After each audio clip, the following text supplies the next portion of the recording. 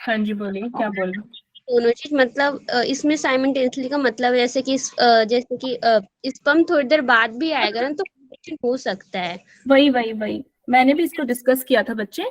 तो ना, चीज ये है कि लाइन तो एनसीईआरटी में थोड़ा सा गलत ही है वो, ठीक है ना, क्योंकि ये है कि अगर स्पर्म साइमल्टेनियसली नहीं आता है ना, Audible?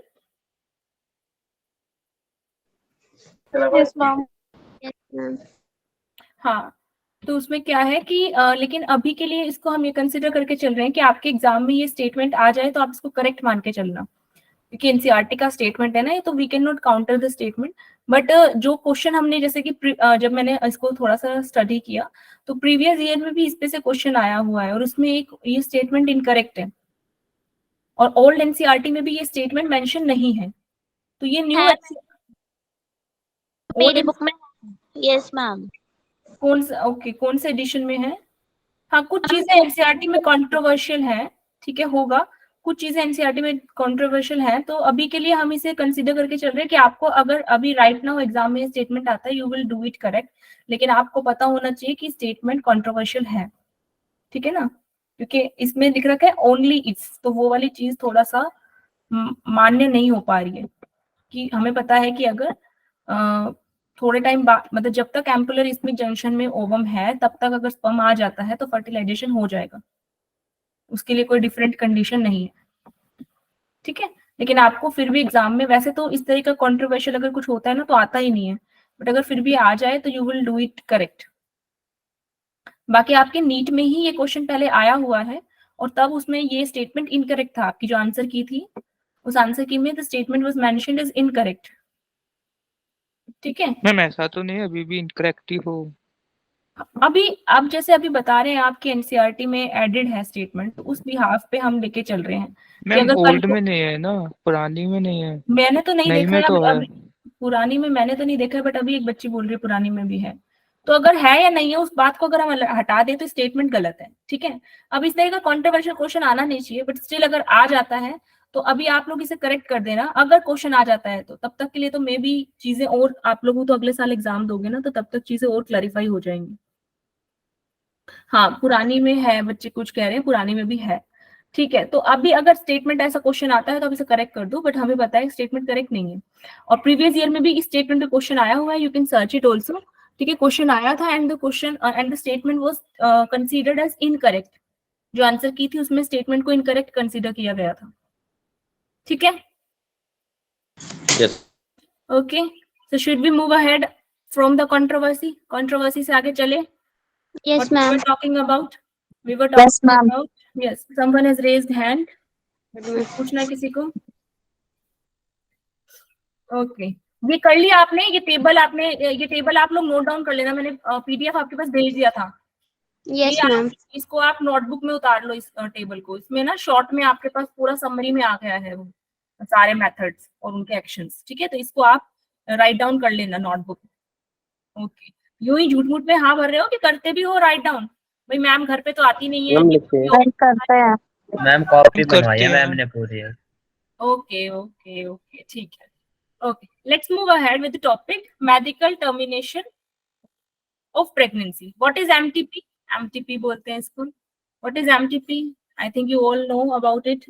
Termination of pregnancy. Termination मतलब it is abortion, मतलब कि when you are eliminating the pregnancy voluntarily, ठीक है। You don't want pregnancy, someone wanted pregnancy happen, and then you intentional or voluntarily want to deport the pregnancy, then it would be called medical termination of pregnancy. अब इसकी क्या क्या conditions होती हैं, कब कर सकते हैं हम एमटीपी? एमटीपी की कुछ कंडीशंस है ना कि लेट्स सपोज आपका जो एम्ब्रियो है वो डेवलप हो चुका, वो पूरा डेवलप हो चुका फीटस में, आपका एम्ब्रियो पूरा फीटस में डेवलप हो चुका, उसके ऑर्गन्स बन गए, उसका हार्ट बन गया। लेट्स सपोज पहला जो ऑर्गन बन रहा था क्या था, वो हार्ट बन रहा था।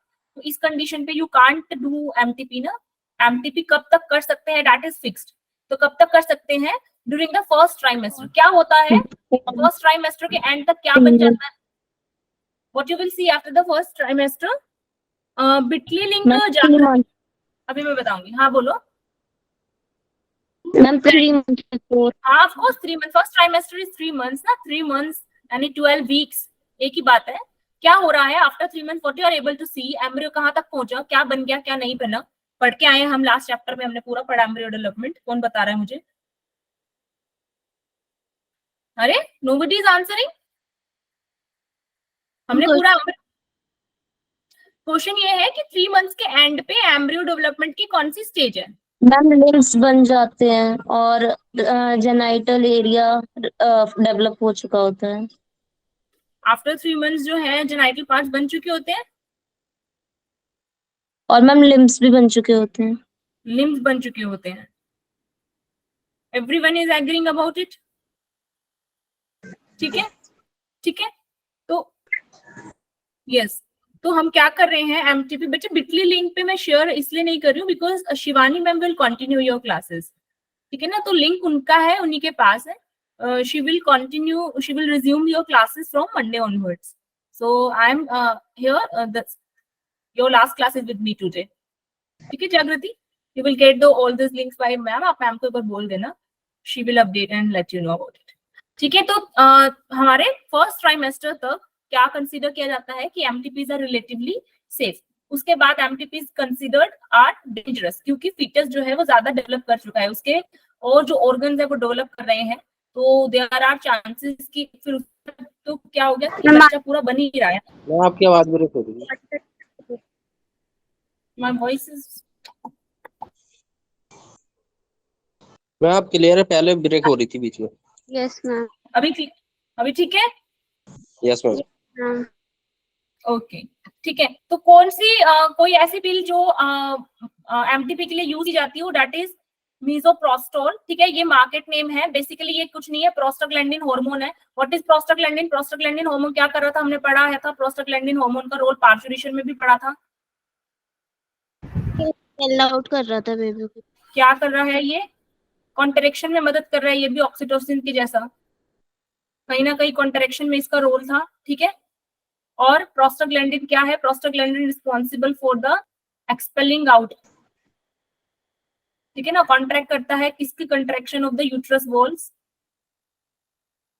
contraction of the uterus walls and expelling out the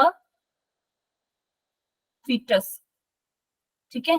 तो after 3 months if you take a prostaglandin that is a misoprostol tablet आती है, ठीक है, इसके साथ में you have taken some other tablet जिसके अंदर क्या है? एंटी प्रोजेस्टेरोन है। what does it mean by anti progesterone? why have taken anti progesterone? Because progesterone को अपोज करे, जो उसका वर्क बिल्कुल प्रोजेस्टेरोन के एंटागोनिस्टिक जो काम करे, दैट इज एंटी प्रोजेस्टेरोन, ठीक है। प्रोजेस्टेरोन के एंटागोनिस्टिक काम करेगी, मतलब क्या करेगी? प्रोजेस्टेरोन क्या कर रहा है? मेंटेन कर रहा था एंडोमेट्रियम को, ये एंडोमेट्रियम को मेंटेन नहीं करेगी, मतलब एंडोमेट्रियम को ब्रेक डाउन कर देगी, एंडोमेट्रियम की वॉल्स जो है दोबारा से ब्लीडिंग जो है स्टार्ट हो जाएगी। तो व्हेन एमटीपी इज डन, तो the women undergoes the women undergoes bleeding, again menstrual cycle arrives, ठीक है। So what we taken in MTP, what we take in MTP, we take prostaglandin and antiprogesterone. What is MTP? When it is done, इसमें 3 important points है, बस और कुछ भी नहीं है। 3 important points आपको करना है। पहला कि MTP क्या होती है, फिर दूसरा MTP कब हो सकती है, 3 महीने तक सेफ होती है, और तीसरा कि MTP में how it is performed, कैसे MTP की जाती है। तो इसमें कुछ oral tablets जो है वो आप लेते हैं, which are the combination of prostaglandin and antiprogesterone, ठीक है। क्लियर है यहाँ तक? Next is sexually transmitted disease, ठीक है, छोटे छोटे टॉपिक्स रह गए हैं इस चैप्टर के। सेक्सुअली ट्रांसमिटेड डिजीज क्या है? सेक्सुअली ट्रांसमिटेड डिजीज वो डिजीज जो सेक्सुअल इंटरकॉर्स के दौरान ट्रांसफर की जा सकती है। They are also called venereal disease और रिप्रोडक्टिव ट्रैक्ट इन्फेक्शंस, ठीक है ना, मतलब they can be transmitted during the sexual act, they are sexual transmitted disease. अब सेक्सुअल ट्रांसमिटेड डिजीज के एक तो आपको एग्जांपल पता होने चाहिए, ठीक है, जैसे यहाँ पे मैंने टेबल दे रखी है, ये आप टेबल पढ़ लेना, ये एग्जांपल्स है कुछ जो सेक्सुअल ट्रांसमिटेड डिजीज, कुछ जो बैक्टीरिया के थ्रू हो रही है, कुछ सेक्सुअल ट्रांसमिटेड डिजीज वायरस के थ्रू हो रही है, कुछ प्रोटोजोआ के थ्रू हो रही है। इसमें से सबसे जो कॉमन है, जिन पे सवाल आए हुए हैं, सिफिलिस, गोनोरिया, क्लेमाइडियास, हर्पीज पे आया हुआ है सवाल, ठीक है, और एक इधर दे नहीं रखी है कुछ, हेपेटाइटिस बी भी होता है। मैम इनके पैथोजन भी याद करने हैं। नहीं, पैथोजन याद करने की जरूरत नहीं है, डिजीज आपको पता होना चाहिए। This is for general awareness की अगर किसी बच्चे को पढ़ना है तो, ठीक है। पैथोजन याद Okay, करना, man. लेकिन कुछ एक पैथोजन आपको पता भी होने चाहिए, जैसे कि human papilloma disease, papilloma virus होता है, ठीक है। एड्स के लिए HIV होता है। तो थोड़ा बहुत आपके एक दो डिजीज के पैथोजन जो फेमस है वो पता भी होने चाहिए, ठीक है। हर्पिस जेनाइटलिस का जैसे फेमस HSV वायरस। अब इसमें से 3 बीमारियां, एक तो हेपेटाइटिस बी, एक हर्पिस है, ठीक है, हर्पिस जेनेटाइलिस, ये and I think one more disease was there. ये डिजीज क्या है, क्योरेबल नहीं है, नॉट क्योरेबल। बाकी जैसे कि आपकी जैसे गोनोरिया, किसी को गोनोरिया हो गया लेट्स सपोज, या क्लेमाइडियास हो गया, तो दे आर क्योरेबल। अब क्या रीजन है कि कुछ एसटीडी तो क्यूरेबल है, कुछ एसटीडी क्यूरेबल नहीं है। मतलब क्यूरेबल समझ रहे हैं ना, ट्रीटमेंट जिनका हो सकता है दे आर क्यूरेबल, ट्रीटमेंट जिनका नहीं हो सकता दे आर नॉट क्यूरेबल। तो कुछ डिजीज को हम क्यूरेबल बोल रहे हैं, कुछ को नहीं बोल रहे curable. Any reason, what do you think, what reason is there behind it? Basically इनका जो वायरस है ना, इनका वायरस जो है वो बहुत एडवांस टाइप का वायरस है। Of course, one more genetic disease which is not curable, STD, sorry, not genetic, STD disease is AIDS. AIDS भी क्यूरेबल नहीं है, ठीक है। क्या है अब इन डिजीज में, इनका वायरस बहुत एडवांस टाइप का है। What is it mean, what I mean by advance type, इनका वायरस है ना अपने आप को आपके नर्वस सिस्टम से छुपाने में बहुत ज्यादा सक्षम है। तो ये आप कहीं पे लिख लो। हाँ, लेकिन 20 एड्स क्या है, एड्स डिटेक्ट ही नहीं होता है, इसलिए नॉट क्यूरेबल है वो। आपको 24 आवर में एड्स डिटेक्ट ही नहीं, डायग्नोज ही नहीं होगा। क्यों नहीं डायग्नोज होगा? क्योंकि जो वायरस है, HIV जो वायरस है, that is very much able to hide itself from your nervous system. ये जो वायरसेस हैं, हेपेटाइटिस बी, हर्पिस जेनाइटलिस का, एड्स का, ये क्या कर रहे हैं, ये अपने आप को आपके जो नर्वस सिस्टम है उससे छुपा पा रहे हैं। तो आपका नर्वस सिस्टम पहचानेगा ही नहीं कि कोई भयानक जीव शरीर के अंदर आया भी है, और नर्वस सिस्टम उसे रिकॉग्नाइज नहीं करेगा, आपका इम्यून सिस्टम उसे रिकॉग्नाइज नहीं करेगा, दोनों सिस्टम से अपने आप को हाइड कर लेंगे, तो उसका क्योर नहीं हो पाएगा। जब तक आपका इम्यून सिस्टम जगेगा तब तक तो ये पूरे बॉडी के ऊपर कब्जा जमा चुके होंगे। They have taken all over cells of your body and have multiplied and have made several copies of themselves. अपनी बहुत सारी कॉपीज वो बना चुके होंगे जब तक आपका इम्यून सिस्टम इन्हें डायग्नोज करेगा, ठीक है। So these are not curable disease. तो क्वेश्चन आ जाता है कई बार कि कौन सी एसटीडी क्यूरेबल है, कौन सी एसटीडी क्यूरेबल नहीं है, ऐसे करके क्वेश्चन अगर आ जाए आपको कि which of the following sexually transmitted disease is curable, ठीक है। And you have been given options like herpes, ठीक है, gonorrhoea, and C is AIDS and D is hepatitis, ठीक है। तो आपको जानते हो आंसर क्या होगा? गोनोरिया, ठीक है। इस तरीके से सवाल आ सकता है, तो आपको पता होना चाहिए। 3 आपको मैंने लिखवाई है नॉट क्यूरेबल में, ये तीनों आप राइट डाउन कर लें, ठीक है। Next what we will start next topic, infertility. What is infertility? What is infertility? Unable to produce children. Unable to produce children. ठीक है। अब अनेबल टू फर्टिलाइज। हाँ जी, मैम ये भी कह सकते हैं ना अनेबल टू फर्टिलाइज। नहीं, ये नहीं कह सकते unable to fertilise. Unable to produce children कह सकते हैं, मैं बताऊंगी। क्योंकि ऐसे बहुत सारे कपल्स हैं जिनके अंदर फर्टिलाइजेशन तो हो गया लेकिन फिर भी बेबी नहीं बन रहा। क्यों? क्योंकि उनके अंदर इम्प्लांटेशन नहीं हो पा रहा। क्योंकि उनके अंदर क्या नहीं हो पा रहा? इम्प्लांटेशन नहीं हो पा रहा। तो अनेबल टू फर्टिलाइज नहीं बोलेंगे, अनेबल टू रिप्रोड्यूस चिल्ड्रन बोलेंगे। वो चिल्ड्रन को प्रोड्यूस नहीं कर पा रहे। अब इसके भी एक आगे स्टेटमेंट को कंप्लीशन के लिए बताया गया है कि after 2 years of unprotected sexual cohabitation. ये क्यों लिखा गया है? क्योंकि मे भी किसी सेक्सुअल कोहैबिटेशन में ऐसा हो कि फर्टिलाइजेशन ना हुआ हो, because fertilisation is a chance factor. अभी जो जिस स्टेटमेंट पे कंट्रोवर्सी चल रही थी कि एम्पुलरी स्मिथ जंक्शन में अगर स्पर्म और ओवा पहुंचते हैं तभी फर्टिलाइजेशन होगा, वरना फर्टिलाइजेशन नहीं होगा।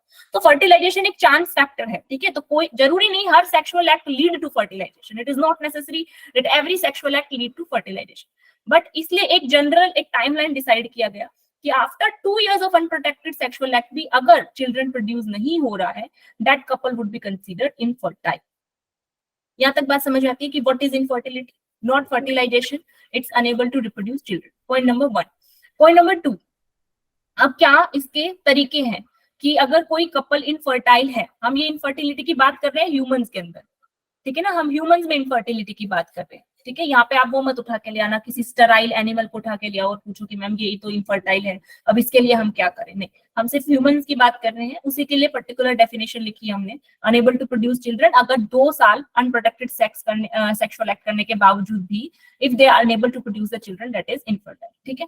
व्हाई इट्स 2 years आपको बता दिया, because fertilization is a chance factor. Every sexual cohabitation does not lead to fertilization. Now, what are the methods to treat the infertility? What are the methods?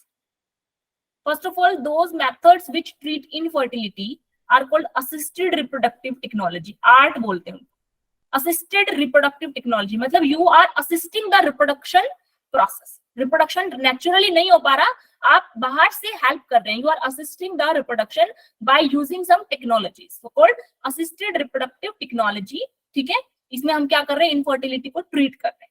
अब there are several methods, ये सारे methods बहुत important है, इनको star mark कर लेना, इन पे सवाल आए हुए हैं बीच में बहुत बार, ठीक है। Yes of course they are artificial methods, they are using technologies, that's why they are called assisted reproductive technologies. Of course they are artificial methods, क्योंकि आप बाहर से रिप्रोडक्शन के प्रोसेस को असिस्ट कर रहे हैं, ठीक है। अब हम कैसे रिप्रोडक्शन के प्रोसेस को असिस्ट करते हैं? पहला स्टेप क्या होता है? पहला स्टेप होता है diagnosis of the reason of infertility. सबसे पहले तो इनफर्टिलिटी का रीजन डायग्नोज करना होता है। Every infertile couple has not same reason of infertility. ये कपल है जो इनफर्टाइल है, ये दूसरा कपल है जो इनफर्टाइल है, मे बी इनके रीजंस अलग हो इनफर्टिलिटी के। हो सकता है एक में फर्टिलाइजेशन ही नहीं हो पा रहा, हो सकता है दूसरे में फर्टिलाइजेशन हो गया पर इम्प्लांटेशन नहीं हो पा रहा, हो सकता है एक में स्पर्म काउंट कम हो सकता है दूसरे में ओव्यूलेशन सही से ना हो। So there can be various reasons of infertility. Infertility का कोई एक रीजन नहीं होता। So first of all diagnosis of the reason of infertility and then treatment via ART, assisted reproductive technologies. So various methods are included in ART. First one is in vitro fertilization. ठीक है, एक एक को हम detail में पढ़ेंगे। Zygote intrafallopian transfer, इनके नाम में ही आपको इनका काम पता लग जा रहा होगा। वैसे बहुत ज्यादा इसमें कुछ है नहीं, आधे से ज्यादा इनका जो वो ना हिडन इनका जो सीक्रेट है, जो इनका नाम, जो इनकी डेफिनेशन है, इनकी half of the definition is revealed with in the name. इनके नाम में इनकी आधी डेफिनेशन हमें समझ आ रही है, ठीक है। Zygote intrafallopian transfer, intracytoplasmic sperm injection, gamete intrafallopian transfer, surrogacy. एक एक को हम डिटेल में पढ़ते हैं। सबसे पहले देखते हैं what is in vitro fertilisation. Heading लगाएंगे in vitro fertilisation. In vitro fertilisation, देखो इन विट्रो का मतलब, इन विट्रो का मतलब outside the living body, outside the living body,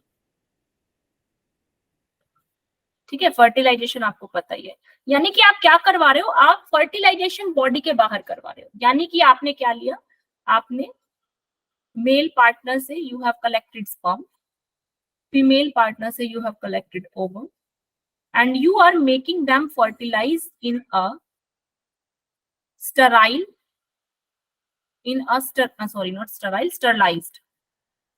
sterilized medium, ठीक है ना। जैसा मीडियम, जैसा पर्टिकुलर अमाउंट, स्टेरलाइज मीडियम मतलब एक ऐसा आपको मीडियम लेना है जहाँ पे जो भी कंटामिनेशन फ्री हो, जहाँ वो बिल्कुल स्टेराइल हो, उसका pH, उसका टेम्परेचर बिल्कुल वो जो ऑप्टिमम है for the fertilization of the sperm and ovum. तो एक स्टेरलाइज्ड मीडियम लेके you make ovum fertilize with the sperm. तो यहाँ पे फर्टिलाइजेशन कहाँ करवा रहे हैं? हम आउटसाइड द बॉडी करवा रहे हैं। इन विट्रो फर्टिलाइजेशन हम कब यूज कर रहे हैं? कब हम इन विट्रो फर्टिलाइजेशन यूज करेंगे? Conditions for using in vitro fertilization, conditions for using in vitro fertilisation. In vitro आप बताइए कब हम बाहर फर्टिलाइजेशन करवाएंगे, जब अंदर फर्टिलाइजेशन नहीं हो पा रहा। फर्टिलाइजेशन नहीं होगा। हाँ, अब अंदर फर्टिलाइजेशन कब नहीं हो पाएगा बताओ, फर्टिलाइजेशन कब नहीं होगा? When sperm will be unable to reach the ovum. Motility कम होगी। हाँ, इसको एक लाइन में अगर हम लिखें तो we can write it, when sperm would be unable to reach the ovum, would be unable to reach the ovum, when sperm would be unable to reach the ovum. अब there are many conditions, there are many cases when sperm would be unable to reach the ovum. कई ऐसी स्थितियां हो सकती हैं, ऐसे कारण हो सकते हैं कि sperm ovum तक नहीं पहुंच पा रहा, जैसे lack of motility. मोटिलिटी कम है। Very nice, lack of motility. Sperm count कम है। Very nice, sperm count is size ma'am amount भी तो है, कम अमाउंट रहेगा तो yes, some sperm count is low, that considered in amount, right? ठीक है, Yes. when sperm count is low there are less chances of fertilization. और बताओ और क्या कारण हो सकते? yes, we have write it down Lakshmi, motility is low of course, lack of motility. और बताओ मैम ऐसा बोल सकते हैं कि जो फीमेल का रिप्रोडक्टिव ट्रैक्ट है वो अगर ज्यादा एसिडिक होगा तो स्पर्म मर जाएंगे। uterus is hostile, you are saying when uterus is hostile for this sperm, yes ma'am. है ना, uterus is hostile. Nice. Ma'am ऐसा भी तो होता है हमारी सर्विक्स में एक म्यूकस का गैप होता है, अगर वो ज्यादा थिक्ड हो जाता है तो स्पर्म उसे क्रॉस ओवर नहीं कर पाता और फर्टिलाइजेशन नहीं हो पाती। हाँ, तो फीमेल बॉडी में यू कैन कंसीडर कि जैसे यूट्रस इज होस्टाइल ऐसे ही उसके अंदर ये इंक्लूड कर सकते हैं कि when there are cervical mucus is thick and because of that sperm is unable to enter the vagina. ठीक है, तो there are female conditions and there are conditions when sperm motility low या sperm count low, there are conditions in the male partner, and when uterus is hostile and when the cervical mucus is thick, there are the conditions in the female partner. Cervical जो mucus होता है, cervical mucus की thickness जो होती है that also becomes a factor. आपको पता होगा कि सर्वाइकल म्यूकस का जो थिकनेस होता है that is different during menstruation, that is different during pregnancy, that is different during parturition. ठीक है ना, तो सर्वाइकल म्यूकस का thickness tells a lot about the female reproductive tract. Cervical mucus की थिकनेस से you may get the idea कि what is the ongoing process in the female reproductive tract. ठीक है, यस मैम। ठीक है, so these are the मोटा मोटी reasons when sperm would be unable to reach the ovum. So when sperm would be unable to reach the ovum, what we will prefer in vitro fertilization. ठीक है, अब in vitro fertilization से जो baby reproduce होता है उसको हम test tube baby बोल देते हैं। टेस्ट ट्यूब वो आ गया आपका, यूट्रस होस्टाइल है ना, सर्वाइकल म्यूकस थिक क्यों हो रहा है? Because your vagina is more acidic. ठीक है ना, यूट्रस होस्टाइल है या फीमेल बॉडी में वेजाइना होस्टाइल है, मतलब कि आप इन शॉर्ट बोल सकते हो, अलग अलग पॉइंट लिखने की जरूरत नहीं है, आप इन शॉर्ट बोल सकते हो। Conditions in female reproductive tract are not favourable, इसको आप इस तरीके से लिख लो, are not favourable for sperm survival, right? ठीक है, this may be the reason. Yes. ठीक है, ओके। सो जो बेबी आपका बन रहा है इन विट्रो फर्टिलाइजेशन से, what we will say that baby test tube baby programme. ठीक है, इसे टेस्ट ट्यूब बेबी बोलते हैं। This much is in vitro fertilisation. Let's move ahead. Next we have GIFT, right? Zygote intrafallopian transfer. बिल्कुल, अब नाम से ही पता लग रहा है यहाँ पे फर्टिलाइजेशन इंटरनल ही हो रहा है, फर्टिलाइजेशन आप एक्सटर्नल नहीं करवा रहे। Zygote is formed inside the body.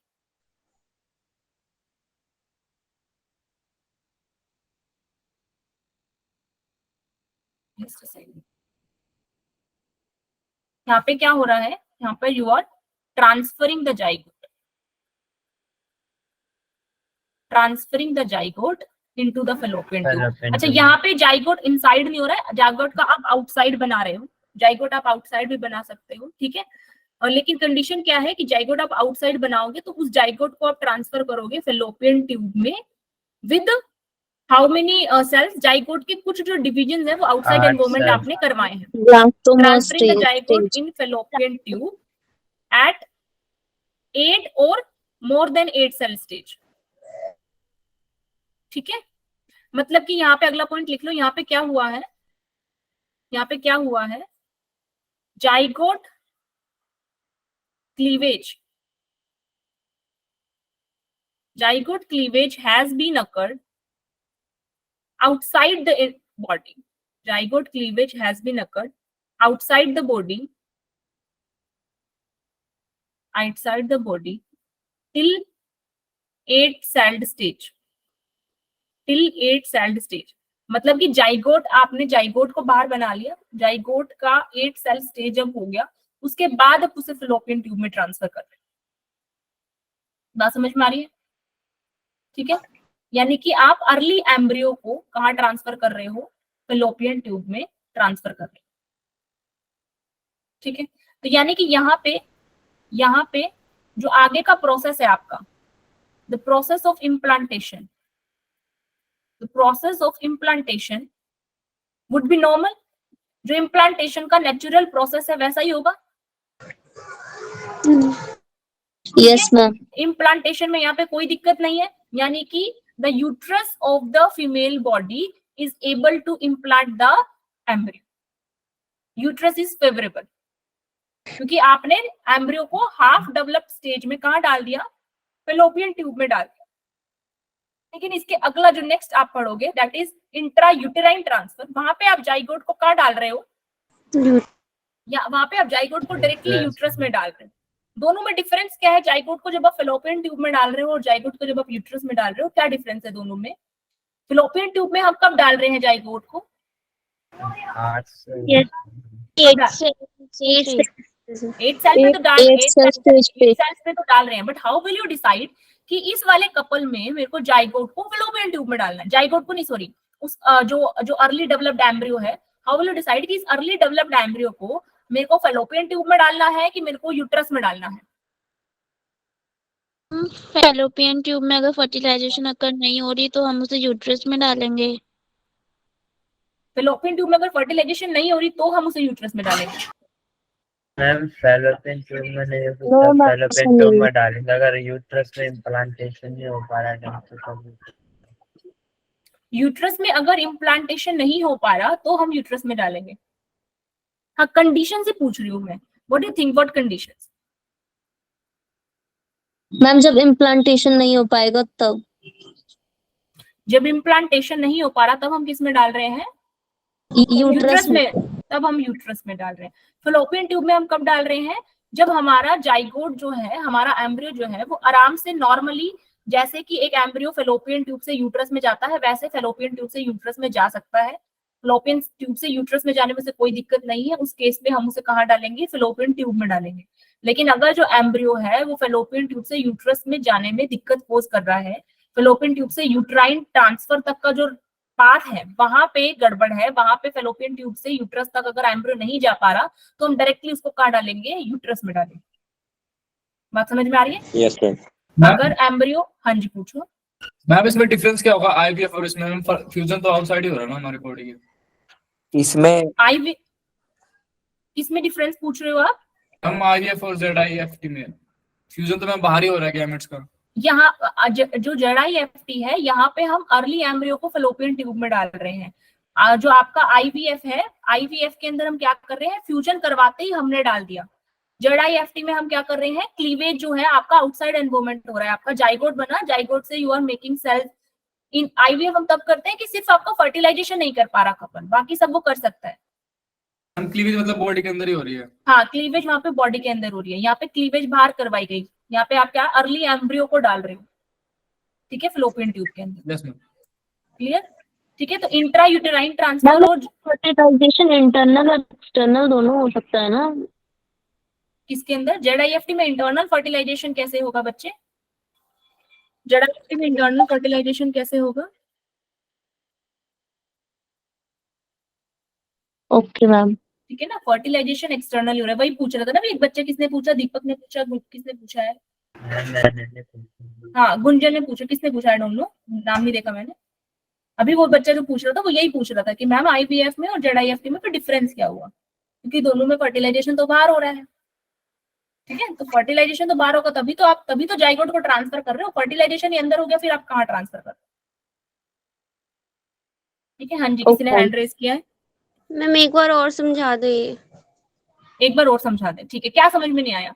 Zygote इंट्राफल IVF समझ में आया? आईवीएफ में देखो थोड़ा थोड़ा डिफरेंस है। समझ आ गया। आईवीएफ समझ में आ गया, उसमें हमने स्पर्म और ओवा लिया, बाहर हमने फ्यूजन करवाया। ठीक है, यहाँ पे हम क्या कर रहे हैं, जेडआईएफटी में क्या कर रहे हैं, यहाँ पे हम जाइगोट जो हमारा अर्ली एम्ब्रियो है, अर्ली एम्ब्रियो कहाँ तक, विद 8 सेल्ड स्टेज, जो हमारा अर्ली एम्ब्रियो है उसको हम ट्रांसफर कर रहे हैं कहाँ पे, फेलोपियन ट्यूब में। कब ट्रांसफर कर रहे हैं फेलोपियन ट्यूब में? जब हमारा यूट्रस नॉर्मल है, इम्प्लांटेशन हो सकता है, तब उसे फेलोपियन ट्यूब में ट्रांसफर कर देंगे, क्योंकि आगे का पाथ जो है वो बॉडी आराम से खुद कर सकती है। फीमेल की बॉडी एबल है, वो फेलोपियन ट्यूब से यूट्रस तक एम्ब्रियो को ले जाएगी और यूट्रस में एम्ब्रियो इम्प्लांट हो जाएगा।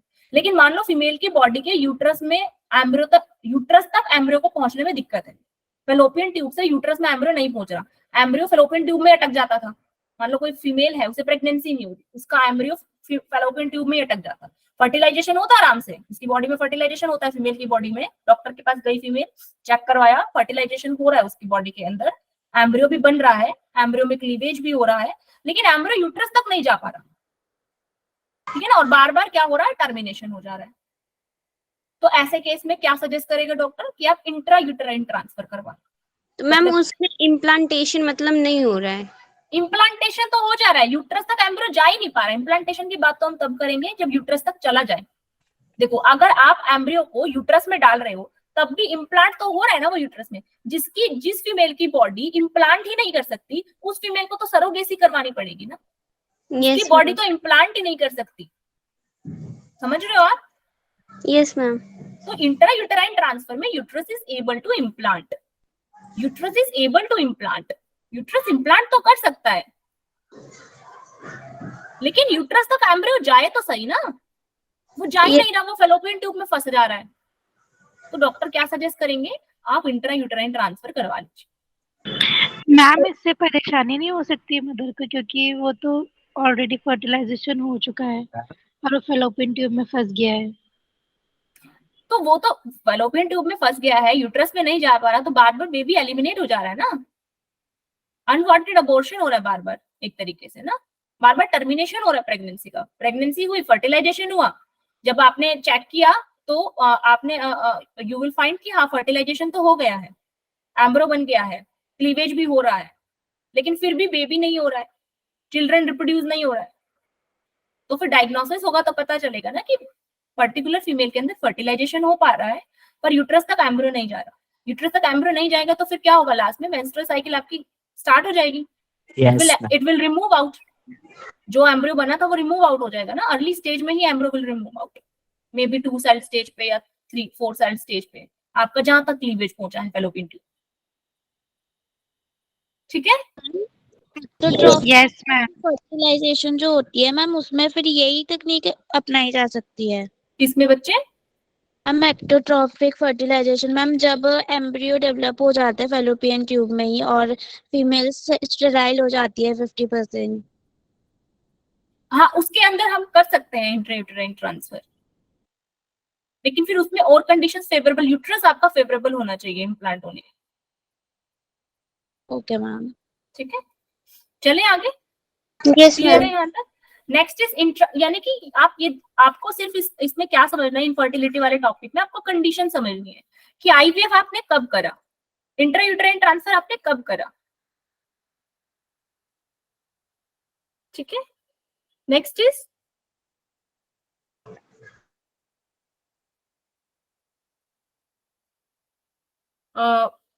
गुंजन, आपको समझ में आ गया है? यस मैम, मैं बता रहा था। ओके, ठीक है।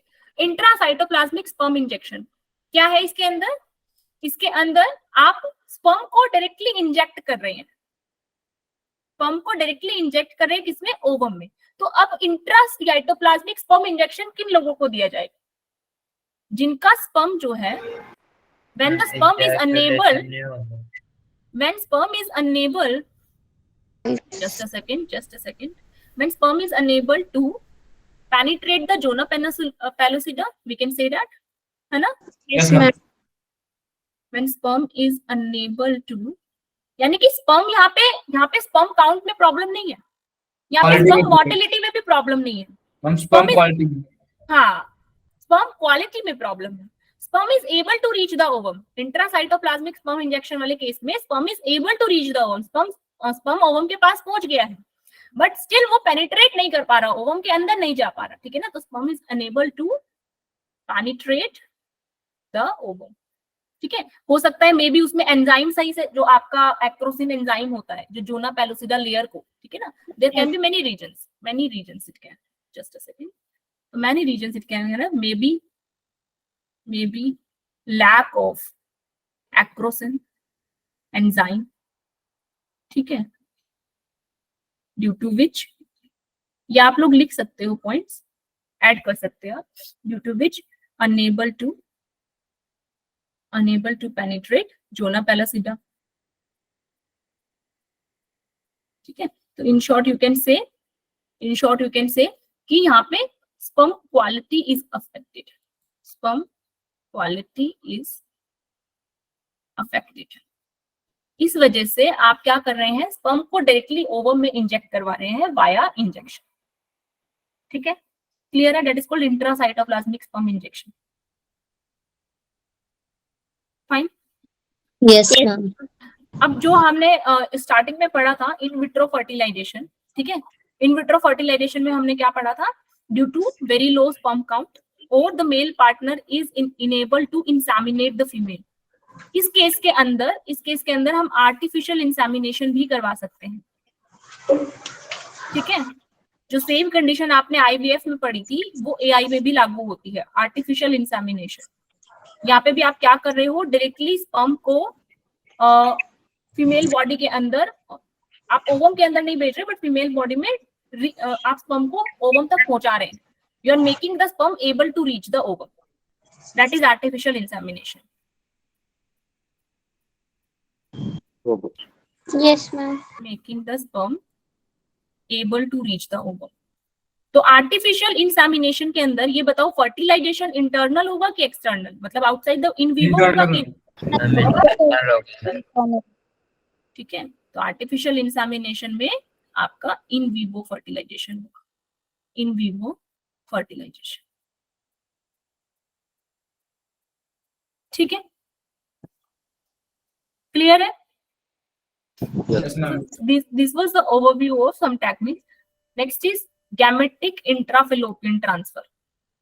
Gametic intrafallopian transfer. इस अभी आपने क्या पढ़ा था इससे पहले, जाइगोट इंट्राफेलोपियन ट्रांसफर।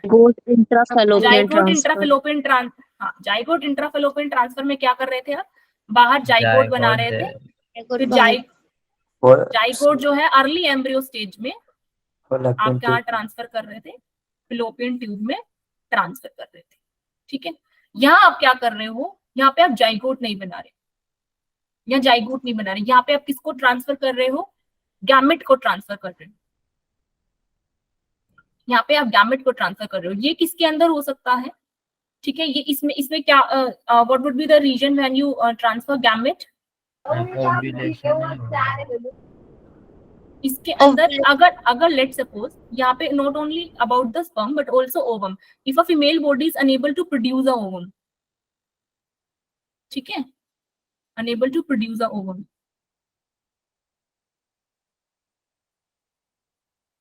तो उस केस में भी आप डायरेक्टली ओवम को, हाँ, ओव्यूलेशन नहीं हो रहा, वही मैं बोल रही हूँ, if female body is unable to produce a ovum और the male body unable to produce the sperm, तो उस केस में आप external collection of the sperm and ovum करवा के, and you can transfer the sperm, either sperm or ovum, whatever is lacking, you can directly transfer it to the fallopian tube,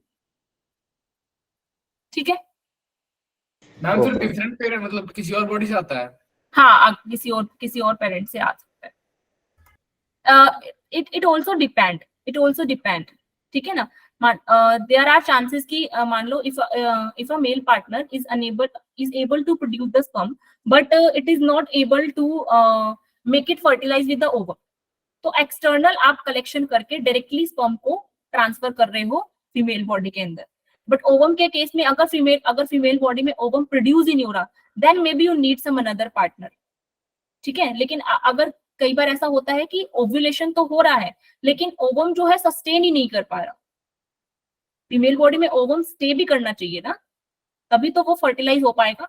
तो ovum जो है stay ही नहीं कर पा रहा, तो उस केस में भी आप ओवम को एक्सटर्नली कलेक्ट करा के और फिर ट्रांसफर कर देते हो कहाँ पे, mid part of the oviduct, mid part of the oviduct, क्योंकि वहां पे आपका क्या है, ओवम फिर स्टे कर जाता है। नेचुरली वो स्टे नहीं कर पा रहा। अगर फीमेल बॉडी प्रोड्यूस भी कर रही है तो वो स्टे नहीं कर पा रहा। अगर फीमेल बॉडी प्रोड्यूस नहीं कर रही तो यहाँ पे आप may be use some another person to produce the ovum and then you will transfer it to the parent. You may have also observed it, है ना, कुछ movies में भी दिखाते हैं where some another person is used to collect the gamete. Yes, surrogate mother हो जाएंगी, फिर surrogate mother हो जाएंगी। Yes. मैम अगर ओवम जो है वो फीमेल की बॉडी में डाला जा रहा है तो फिर मैम उसमें जो फीटस होगा या फिर जो एम्ब्रियो होगा वो मैम मदर से जेनेटिकली सिमिलर होगा या नहीं होगा? अगर आपने दूसरी if you are using ovum of some another woman, तो फिर ओवम किसका है, अनदर वुमन का है ना, तो उसका साइटोप्लाज्मिक इनहेरिटेंस जो है दूसरी वुमन से रिलेट करेगा जिस वुमन से आपने ओवम कलेक्ट किया है। मैम जो फीमेल बॉडी एक्सेप्ट करेगी ओवम दूसरी बॉडी से आ रही तो यस ऑफ कोर्स वो दे आर मतलब जब आप उसको ट्रांसफर कर रहे हो तो may be you are using some immunosuppressants and all. Okay ma'am, ठीक है, तो इसको हम सरोगेट मदरहुड ही कहेंगे। इसको हम क्या कहेंगे, सरोगेट मदरहुड कहेंगे। ठीक है, हाँ बिल्कुल, जिस डोनर से आपने गैमेट कलेक्ट किया है उससे जेनेटिक्स मिलेगा। Genetically may be baby relate to the parent जिससे आपने ओवम या आपने स्पर्म कलेक्ट किया है। ठीक है मैम, जिससे लिया तो फिर उनके जेनेटिक मिलेंगे ना? हाँ बिल्कुल बिल्कुल उनके जेनेटिक मिलेंगे। डोंट यू सी मूवीज, ऐसा होता है सरोगेसी में। ठीक है, so this was about the techniques of infertility. So here we have done the chapter reproductive health. थोड़े से इसके क्वेश्चन सोल्व करेंगे, उसके बाद I need to start genetics also today. एक ब्रीफ आइडिया हम जेनेटिक्स का आज लेंगे। ठीक है, तो here are some question, you will try to solve them. Chat box में मुझे आंसर देंगे सब बच्चे। Are you able to see? हाँ जी पूछिए मैम। हिस्टेरोस्टोमी समझा थोड़ा सा। क्या समझा दें? हिस्टेरोस्टोमी उसमें क्या कर रहे हैं हम बच्चे, यूट्रस रिमूवल कर रहे हैं। व्हेन यू हैव हिस्टेरोस्टोमी क्या है, जैसे कि जब आप कल आप पढ़ रहे थे कि there are some methods which lead to the permanent stoppage of the pregnancy. ठीक है ना, या the parent would be unable to get pregnant for whole of their life, जिसमें आपने वैसेक्टोमी पढ़ा, ट्यूबेक्टोमी पढ़ा, जो सर्जिकल मेथड्स होते हैं। तो ऐसे यूट्रस का removal is also a case. अब यूट्रस का रिमूवल जो है वो आप स्पेसिफिकली जो आपने मेथड्स पढ़े थे, ठीक है ना, कॉन्ट्रासेप्शन को रोकने के जो मेथड्स आपने पढ़े थे, उसमें एनसीईआरटी ने हिस्टेरेक्टोमी नहीं दिया। रीजन बीइंग, यूट्रस का जो रिमूवल होता है ना वो स्पेसिफिकली इसके लिए नहीं होता कि प्रेगनेंसी नहीं चाहिए। बहुत सारे रीजंस होते हैं यूट्रस को रिमूव करने के। कई बार देयर आर सम सिस्ट जो which forms in the uterus, ना कुछ सिस्ट बन जाती है, कई जैसे बोलते हैं गांठ बोलते हैं। तो देयर आर अदर रीजंस कि यूट्रस में कोई दिक्कत होगी तो यूट्रस को रिमूव कर दिया। बट इसका एक अनदर, जैसे ना एक चीज के साथ आपको एक प्रोडक्ट जो है वो मिल रहा है, तो you have remove the uterus because of the cyst. लेकिन इसका रिजल्ट क्या हुआ, इसका रिजल्ट ये भी हो गया कि now the female is unable to get pregnant for whole of their life. ठीक है, सेकंड का बी कौन बता रहा है? सेकंड तो एक ही क्वेश्चन है इधर तो। Okay, so all of you are answering it B. Shakshi is saying 4. We are saying B. Okay, let me read also. Identify the characteristics of IUD. Increased phagocytosis of sperms. Yes, of course it does. Release of copper ion. Suppress sperm motility, fertilizing capacity. Bilkul. Make the uterus unsuitable for plantation. Yes, it does. Make the cervix hostile to sperm and prevent sperm from entering. No, it's not. It is not a barrier. So yes, answer would be B. Right answer. Next move करें. Yes, ma'am. इसका बताएंगे। Success of birth control program controlling population growth is dependent on. हाँ जी, Lakshmi saying D. Okay.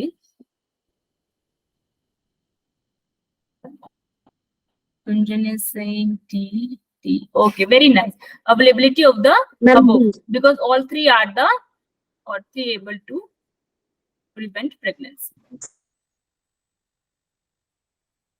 Okay, so all can be used for birth control. Next is hepatitis B is transmitted through, it's a sexually transmitted disease also.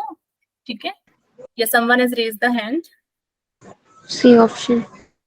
C option. Everyone is answering C. Yes, Jagriti, you have raised the hand. You have any another doubt? Hepatitis B तो blood transfusion से भी हो सकता है ना? बिल्कुल, तो अभी मैंने आंसर सी लगाया है क्या बच्चों के कहने से? बच्चे No, सी से ma'am. करे, बट Ma'am, मैंने सी अभी मैंने टिक मार्क नहीं लगाया ना, because hepatitis B blood transfusion से भी होता है. किसी को हेपेटाइटिस बी है, उसको इंजेक्शन लगाया और उसका इंजेक्शन निकाल के किसी और को लगा दिया, उस पर्सन को हेपेटाइटिस बी हो जाएगा. ठीक है ना? सो ब्लड ट्रांसफ्यूजन से, इंटीमेट फिजिकल कांटेक्ट से इट ट्रांसफर. ठीक है, आपका जो एड्स होता है, एड्स, ठीक है, एड्स होता है, एड्स भी ब्लड ट्रांसफ्यूजन से हो जाता है. तो ऐसा नहीं है कि ये एक सेक्सुअली ट्रांसमिटेड डिजीज है तो सिर्फ और सिर्फ सेक्सुअल एक्ट से ही ट्रांसफर होती है. No, it is a sexually transmitted disease because it can be transferred during the sexual intercourse, but there are other mechanisms also by which the disease can be transferred. ठीक है, तो blood transfusion से भी it can be transmitted, intimate physical contact, sexual contact, all of the above. ठीक है, clear है? Yes, ma'am. Next is emergency contraceptives are effective if used within Ma'am, A. A. Very nice. Of course, after ovulation तो आप क्या contraceptives use करोगे? After menstruation तो आपका ovum ही नहीं है, and after implantation तो आपका embryo जो implant ही हो गया तो फिर it will lead to the baby formation. तो वहां पे भी contraceptives use करने का फायदा नहीं. नेक्स्ट क्वेश्चन अटेम्प्ट करेंगे. Intensely lactating mothers, फटाफट आंसर कर दो इसका. Do not generally conceive due to, क्यों conceive नहीं करती lactating mothers? What is the reason? A. Suppression of gonadotropin. Everyone is agreeing with it या फिर किसी और को कुछ और भी मन में आ रहा है? मन में आ रहा है तो मन की बात मन में मत रखो. I think very simple it is. Ma'am, B.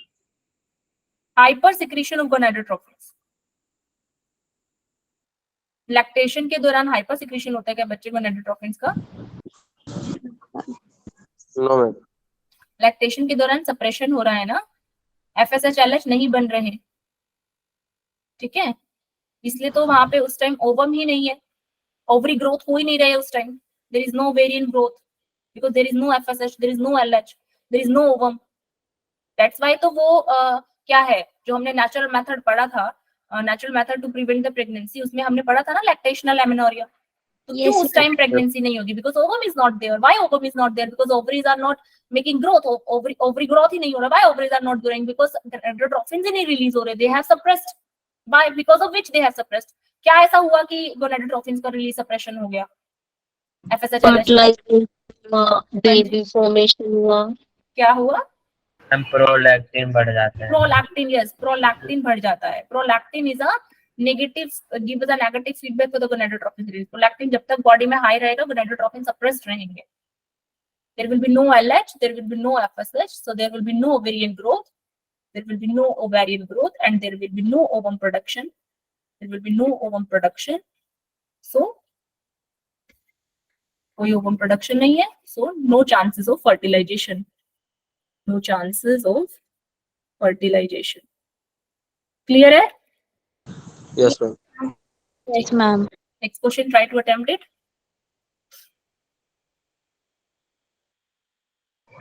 Ma'am. हाँ जी, बोलिए. चैट बॉक्स में लिखो आप, क्योंकि बोलते सिर्फ है ना 2-3 बच्चे हैं. अभी मैं सबके नाम देखती हूँ. बाकी के बच्चे अनुष्का, अशर, दीपक तो आंसर दे रहे हैं, गायत्री, गुंजन दे रहे हैं, जागृति, कोमल, लक्ष्मी भी दे रहे हैं. ठीक है, बाकी के बच्चे, लवली आप आंसर कर रहे हो बच्चे? नेहा, निगम, मुस्कान, राधिका, सुंदर, आप बच्चे आंसर कर रहे हो? Everyone of you should write in the chat box ताकि मुझे सबका नाम दिखे. Yes. ओके, प्रभजोत. अच्छा ठीक है, अभी आप में से मुझे कौन बताएगा? Who will tell me? Priyanshu will tell me what is bar body. Ma'am bodies होते हैं क्रोमोसोम्स. क्या होती है? Ma'am chromosomal bodies. chromosomal bodies. That's all. We have 23 pairs of chromosome. Ma'am तो So- सेक्स क्रोमोसोम्स होते हैं उनकी So we have X and X. This is a sex chromosome. We have XY. This is also sex chromosome. हाँ जी, थोड़ा सा और बताएंगे. Female में क्या होता है? हाँ जी, बोलो बोलो. फीमेल में बिल्कुल मैम, सही. बार बोलो. बॉडीज ओनली फीमेल में प्रेजेंट होती है ना. Yes, bar body is only female में present. That's why I have written XX and XY. Inactivated x body है. Very nice, very nice. ठीक है ना. आपकी जो एक्स जो फीमेल्स होती हैं, फीमेल में आपके 2 एक्स क्रोमोसोम्स हैं. अब सोचो ना, आपके एक्स क्रोमोसोम पे जो जीन्स हैं वो आपके मेल में भी हैं, फीमेल में भी हैं, and they are also expressing themselves. ठीक है. तो अगर आपकी दोनों एक्स क्रोमोसोम्स एक्टिव होंगे तो कुछ जो कैरेक्टर्स हैं, जो फीमेल स्पेसिफिक कैरेक्टर्स हैं, दे आर फाइन. लेकिन आपके जो 2 एक्स क्रोमोसोम है, अगर पूरे के पूरे वो दोनों एक्टिव होंगे तो कुछ जो कैरेक्टर्स जो मेल और फीमेल दोनों में कॉमन है एक्स क्रोमोसोम की वजह से, वो फीमेल के अंदर डबल हो जाएंगे. तो इसलिए some of the part of X chromosome remains inactive. That we call bar body. तो bar body is found only in females. अब amniotic fluid में हम bar body ढूंढ रहे हैं. अगर हमें bar body मिल गया तो हमें पता लग जाएगा कि ये जो fetus है ये फीमेल है. bar body नहीं मिला तो हमें पता लग जाएगा कि ये fetus मेल. ठीक है. So bar body would be the right answer. Next question लगाएंगे. Reproductive health in society can be improved by. It's a common general knowledge question.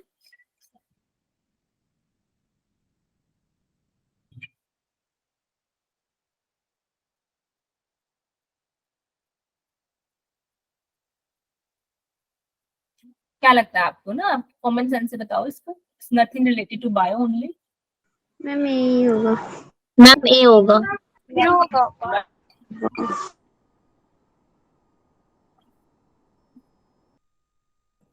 Right, ए होगा. इस तरीके के सवालों में ज्यादातर वैसे ऑल ऑफ द अबव ही रहता है.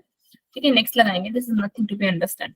सी होगा ना. इसका 6th ऑप्शन सही होगा. मैम गलत था वो एनकरेजिंग वाला option. So sorry, encouraging myths and misconceptions. सही होगा ना इसका. ठीक है. सी होगा. तो सी होगा. Yes of course. Sorry. Yes, C होगा. ठीक है. ठीक है. ठीक है. नेक्स्ट लगाएंगे. Infertility is the inability to produce a viable offspring due to defects in female partner. True है क्या? No ma'am. होगा ना. It's not only about the female partner. Complete lactation help in contraception. True है? Yes. Yes ma'am. Spreading awareness can help in creating a reproductively healthy society. Of course, ये Yes, chapter हम ma'am. इसीलिए पढ़ रहे हैं Right. ताकि we are aware of the. सी होगा ना. So what would be the answer? Second and third, C होगा. Right. Next question. Which of the following STDs are not ये हमने अभी भी पढ़ा है. Not completely curable. 3 आपकी बीमारी हैं जो completely curable नहीं है. MD होगा ना. AIDS, genital herpes है, hepatitis B. ठीक है. बाकी आपका जैसे क्लेमाइडियास है, gonorrhoea, they can be treated ना. क्लेमाइडियास आपका फीमेल में हो जाता है. अगर आप ट्रीट नहीं करोगे तो क्लेमाइडियास में लीड टू सीवियर केसेस की वहां पे फिर आपके फीमेल जो है वो हमेशा के लिए हो सकता है इनफर्टाइल हो जाए, अनेबल टू प्रोड्यूस ओवम. लेकिन सीवियर केसेस में अगर डिटेक्ट करके क्लेमाइडियास ट्रीट कर देंगे तो नॉर्मल हो जाएगी फीमेल में क्लेमाइडियास हो जाता है. ठीक है. ऐसे ही गोनोरिया भी फीमेल के अंदर होता है.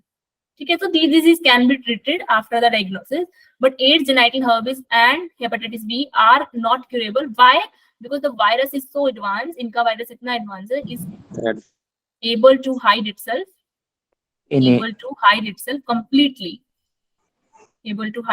completely from the. Ma'am C भी तो हो सकता है ना. आपका सिफिलिस भी जो है ना वो ट्रीटेड हो सकता है. ठीक है. अगर आप दोनों को कंपेयर करोगे जेनाइटल हर्पिस और साइफिलिस को, तो syphilis can be treated but genital herpes can not. Genital herpes का जो virus HSV, it's very advance virus. इसका डीएनए भी बहुत स्टेबल है. ठीक है. That's why the answer is D.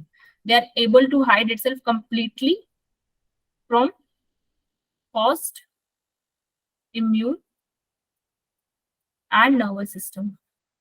ठीक है. क्लियर है? जिसने सी भी हो सकता है पूछा था. क्लियर है बच्चे? डाउट मन में? Yes, ma'am. Yes, ma'am. Next, assisted reproductive technologies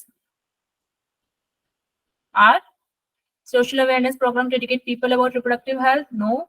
Research organization working on product number of special technique which assists in fertile. सी होगा ma'am. Such a new and more effective research organization working on to product new and more effective contraceptives for birth control. Is it come in assisted reproductive technologies? सब chat box में answer करो मुझे. Chat box तो खाली हो गया है. Nobody is answering. 2-3 बच्चे आंसर बोल रहे हैं खाली. अभी हम पढ़ के आए ना what is ART? Some of you are answering C. Sorry, some of you are answering C. Okay, ठीक है. Anyone answering D? Yes ma'am. कौन आंसर कर रहा है D?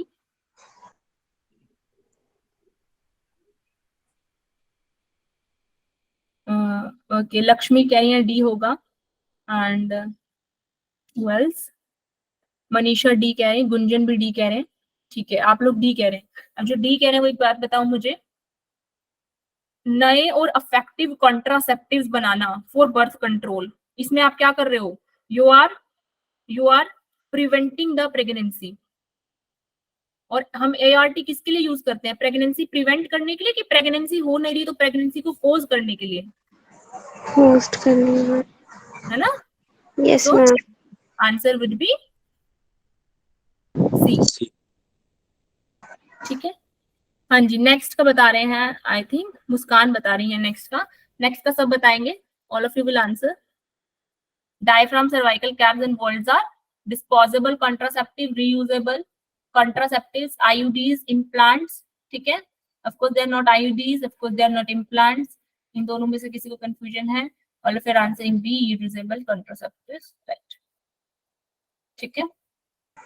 Yes ma'am. नेक्स्ट करेंगे बर्थ कंट्रोल पिल्स. इसके बाद हम जेनेटिक्स देखेंगे. बस आज हम इतने ही सवाल करेंगे. Birth control pills check ovulation in female by inhibiting the secretion of. C. What would be the answer? Everyone is agreeing? किसी को डाउट है इसमें? No ma'am. Everyone clear? No. ठीक है ना? FSH और LH का सिक्रीशन क्या हो गया है? इनहिबिट हो गया है. क्यों? क्योंकि आपने बाहर से क्या ले लिए हैं? प्रोजेस्टेरॉन बढ़ जाएगा. प्रोजेस्टेरॉन और एस्ट्रोजन ले लिया है. And they will do what? They will negatively inhibit. They will negatively negative feedback to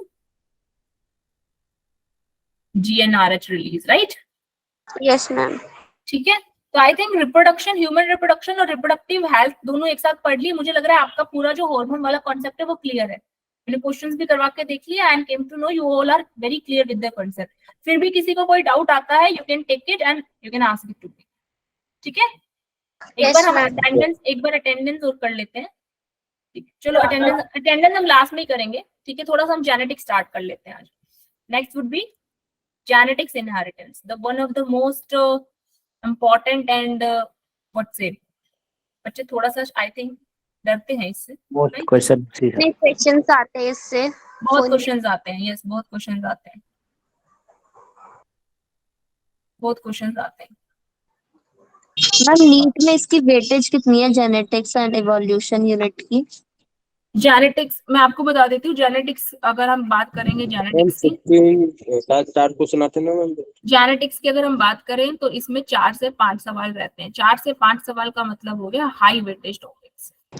16 से 20 मार्क्स. 20 नंबर का क्वेश्चन. ठीक है ना.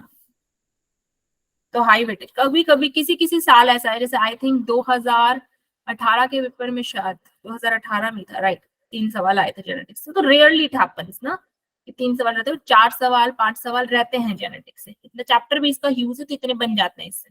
ठीक है. जो जिन चैप्टर से हमारे 1-2 सवाल आ रहे हैं वो कम इंपॉर्टेंट होते हैं. जहां से 3 सवाल आ गए वो मीडियोकर. और जहां 4 और उससे ऊपर चले जाए सवाल, ठीक है ना, 4 और 4 से ज्यादा के सवाल अगर हों तो वो चैप्टर हमारे लिए हाईली इंपॉर्टेंट हो जाता है. तो जब आप लास्ट में पूछते हैं ना कि मैम मोस्ट इंपॉर्टेंट चैप्टर्स बता दो, तो उसका यही क्राइटेरिया होता है. This is the criteria to decide. ठीक है. Yes ma'am. ठीक है.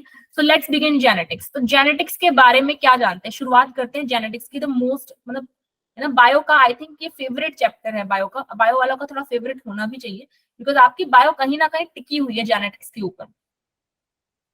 गिरिजॉर्ज जॉन मैंडल के बारे में तो अभी हम बाद में बात करेंगे दीपक. पहले हम बात कर लेते हैं कि जेनेटिक्स से हम समझते क्या है, इस टर्म से हम क्या समझते हैं. इस टर्म से हम क्या समझते हैं? मैं लैपटॉप हम एक जनरेशन से दूसरे जनरेशन में कैरेक्टरिस्टिक्स आना। और बताइए, सब मुझे बताओ अपना अपना सब व्यू दो जेनेटिक्स को लेके। What do you understand? आप उनके पेरेंट्स के मतलब कुछ कैरेक्टरिस्टिक्स उनके चाइल्ड में जाना। I'm studying about genes. एक मिनट, मैं एक बार Character आप लोगों के represent- just a second, just give me थोड़ा सा लैपटॉप में चार्जर कनेक्ट कर लूं। आई थिंक ये बंद ना हो जाए उस दिन की तरह। Just fine, I am audible, visible, right? Yes. अब एक एक करके बताओ। जेनेटिक्स कोई आपको बोलता है, व्हाट यू गेट बाय, क्या समझ में आता है आपको जेनेटिक्स में? मैम उनके पेरेंट्स से कुछ कैरेक्टरिस्टिक्स उनके चाइल्ड में जाना। मनीषा कह रही है मैम पेरेंट्स से चाइल्ड में कैरेक्टरिस्टिक जाना, मैं जेनेटिक्स समझती हूँ। Okay, I'm studying genes. Study Studying of genes. एक एक करके may be you can raise hand and I will ask, ठीक है ना? ये सुंदस मुझे बताएंगे। सुंदस क्या समझ? Genes and heredity. स्टडी, एक minute, study of genes and inheritance. Sundas कह रहे हैं स्टडी ऑफ जीन्स। अब मुझे मुस्कान बताएंगे study of genes and transformation of genes parents. Okay, यानी कि लगभग मनीषा वाली लाइन ही बोल रहे हैं, transfer of genes from parents to offspring, right? और कुछ और मुझे निगम बताएंगे, Nigam transfer of genes. Ma'am सारे इनहेरिटेंस और वेरिएंस को मिला के मैम जेनेटिक्स बनता है। ये किसने बताया है मुझे? इनहेरिटेंस और वेरिएशन। इनहेरिटेंस और वेरिएशन को मिला के जेनेटिक्स बनता है। This is said by Gunjan, right? Yes ma'am. Okay, Nigam मुझे बताएंगे, निगम क्या सोच रहे हैं जेनेटिक्स के बारे में? Let's put the thoughts of all class here. हाँ जी निगम, आप बताइए what you are thinking of genetics. मैं अभी तो बताया था मैंने, इनहेरिटेंस और वेरिएशन को मिला के जेनेटिक्स बनता है। निगम नहीं बताए, ठीक है फाइन। साक्षी बताएंगी। मैम इनहेरिटेंस और ट्रेड्स को मिला के। इनहेरिटेंस ऑफ ट्रेड्स, ठीक है। और कोई बताना चाहेगा? कुछ आ रहा हो इनके अलावा मन में आ रहा हो? इनहेरिटेंस ऑफ ट्रेड्स, ठीक है। Ma'am factor of determinism, factor of represent genetics. Factor of represent ma'am जैसे होते हैं ना, जेनेटिक्स को रिप्रेजेंट करते हैं फैक्टर। आप वो मेंडल वाले फैक्टर्स जीन की बात करो, सिर्फ फैक्टर ऑफ रिप्रेजेंट्स नहीं लिखेंगे बच्चे। आप कह सकते हो कि आपके लिए factors equal to genetics. Factors of Mendel, जो मेंडल ने जिन फैक्टर्स के बारे में बताया था जिन्हें आज हम जीन कह रहे हैं, आपके लिए they are equal to genetics, right? क्या मैं सही समझ रही हूँ? ऐसे कुछ बोलना चाह रहे हैं? और कोई कुछ बोलना चाह रहा है? किसी के मन में कोई भाव आ रहा हो जेनेटिक्स? क्या Study of inherited genes. Study of inheritance हो गया, inheritance plus variation inheritance of traits में हो गया। स्टडी ऑफ जीन एंड इनहेरिडिटी लिख लिया हमने। और एनीथिंग एल्स? कुछ नया थोड़ा सा? जेनेटिक्स ब्रांच है जो मैम वेरिएशन और इनहेरिटेंस के बारे में स्टडी करती है, पोस्टुलेट्स करती है। we have write it. Anything else? कुछ नया? बस मैम अलील भी तो आ सकते हैं ना। हाँ, जो भी आ सकते बताओ ना, मैं तो वेट कर रही हूँ आप लोग कुछ बताओ। हाँ बताओ, क्या बता रहे हो? यस मैम, टू अलील्स मिलकर मैम जीन्स बनाते हैं, जीन्स भी जेनेटिक्स में है। अच्छा, मतलब आप कह रहे हैं दो alleles, you are saying just a minute, you are saying कि मैम दो अलील्स होते हैं, दो अलील से बनता है एक जीन, एम आई राइट? ऐसा ही बोल रहे हैं आप? यस और मैम, आप कह रहे हैं जीन्स आप कह रहे हैं मैम मेरे लिए यही जेनेटिक्स है। यस और बताओ, और आपके लिए क्या है जेनेटिक्स? मैम, जीन्स को ही ट्रेड भी बोलते हैं ना। जीन्स को ट्रेड बोलते हैं। इनहेरिटेंस ऑफ ट्रेड्स हम लिख चुके हैं। और कोई नई बात आप बताना चाहो तो? मैम जेनेटिक्स से हम बहुत सारी डिजीज के बारे में भी पता लगा सकते हैं। ओके, तो एक बच्ची कह रही है मैम जेनेटिक्स नाम सुन के I came to remind of the genetic disease. ठीक है, आप जेनेटिक्स को रिलेशन बना सकते हैं। ऐसे जेनेटिक्स के रोल तो बहुत सारे हैं, पर जेनेटिक्स होती क्या है ना, वहां पे एप्लीकेशन पे मत जाओ। डीएनए को भी जान सकते हैं मैम हम। एप्लीकेशन पे मत जाओ, ठीक है? मतलब आप जेनेटिक्स सुन के आपके दिमाग में क्या आता है मैं वो पूछ रही हूँ।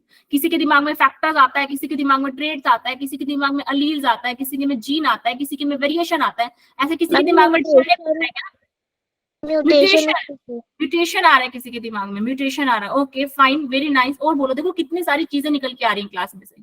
आपका पूरा चैप्टर, आधा चैप्टर तो यही हो जाएगा।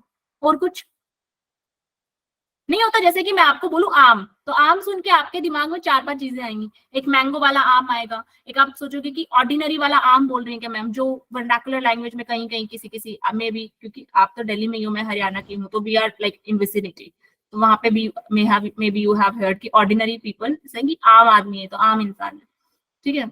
आम Aadmi Party, of course you are very much aware of that. तो जैसे कि आम सुन के you may have like have ma'am idea of जैसे सम, कोई बात बोलते हैं तो आम बात है ऐसे बोलते हैं हाँ, वो आम भी। बात ऐसे बोलते हैं। ऐसे एक शब्द सुन के कई चीजें आपके दिमाग में आती है ना, ऐसे मैं पूछ रही हूँ जेनेटिक्स सुन के दिमाग में क्या आ रहा है वो बता दो बस। तो वो बता दिया आप लोगों ने लगभग, और कुछ आ रहा है दिमाग में? जेनेटिक मटेरियल, डीएनए लिख दिया मैंने, आरएनए भी लिख दूं क्या? मैम जीन्स हेल्प करता है जीन्स लिख दिया हमने, जेनेटिक्स सुन के जीन दिमाग में आ रहा है, जीन लिख दिया। और कुछ आ रहा है दिमाग में? बिल्कुल। बस चलो, इवोल्यूशन, इवोल्यूशन दिमाग में आ रहा है बस। अब बस करें इसको कि और भी बच गया आपके दिमाग में, कुछ और रह गया क्या? मैम ट्रेड्स, ट्रेड्स लिख दिया हमने बच्ची, ट्रेड्स लिख दिया। ठीक है, मैम हो गया। बस हो गया, मैम हो गया फिर। हो गया फिर। ये सब आ रहा है जेनेटिक्स सुन के आपके दिमाग में। ओके ठीक है, आप समझेंगे। देखो, यानी कि आपको आप कह रहे हैं कि मैम हमें लग रहा है कि जेनेटिक्स क्या है। अगर ये जो सब कुछ आपने लिखा है इसको थोड़ा सा इसको समराइज करें तो बच्चे कह रहे हैं कि मैम हमें लग रहा है जेनेटिक्स जो है इसमें जीन्स का इस्तेमाल होता है जो अलील्स के बने हुए हैं। नहीं, अगर इसको थोड़ा सा और बिगनिंग से स्टार्ट करें, मतलब आपके ही बोले हुए शब्दों को मैं परिभाषा में डाल रही हूँ जस्ट, और कुछ नहीं कर रही। ठीक है, विजिबल है ना? मैंने थोड़ा सा छोटा किया है।